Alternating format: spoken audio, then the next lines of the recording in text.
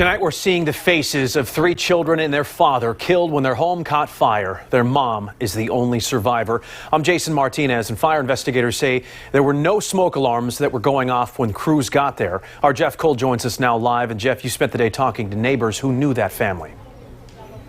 We certainly did, Jason. You can see over my shoulder a growing memorial here in this Kensington neighborhood where the fire occurred early Sunday morning. 3 children dead, as you say, their father as well. The story here, in fact, is that the father told the mother to jump and said that he would go back and find the children.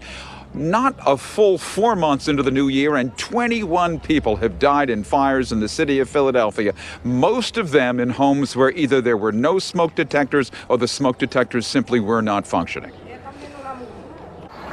A memorial of balloons and candles grows in front of the blackened apartment along the 3200 block of Hartville Street. On a boarded-up window, a picture hangs of the 3 Arroyo Santana children and their father, all lost in the fire. It starts to tear up, and when I go inside, I just want to be alone and just try to put it in my head that they're gone and I won't see them outside this summer. Firefighters rushed to the Kensington home just after 2 Sunday morning to find heavy flames and smoke, but not the sound of smoke alarms warning of the flames. We aren't prepared to say that there were no alarms in that property. We just know that there were no alarms sounding upon arrival of the fire department. According to the school district, killed in the fire were 12-year-old Alexangel Arroyo Santana, his 9-year-old brother Yadriel, and 5-year-old brother Yamalier. Their father, Alexis, is being hailed for his bravery in death. This woman asked that we not show her face. He had the chance to jump out, but he ended up telling his wife to jump out the window.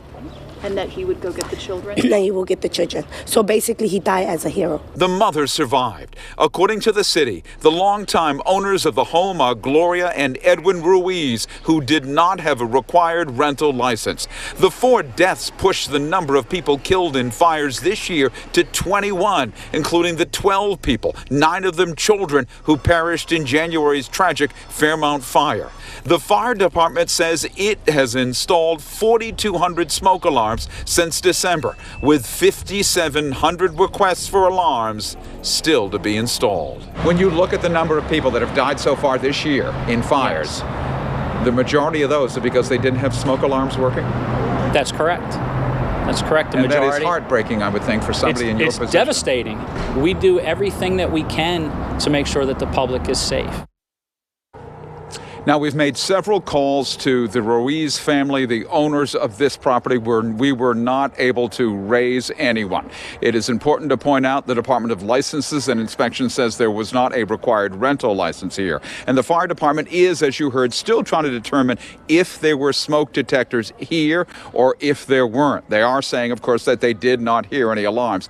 If there were none here, that would also be a violation of city fire codes. Live here in Kensington, Jeff Cole, Fox 29 News. Jason. All right, Jeff, thank you very much.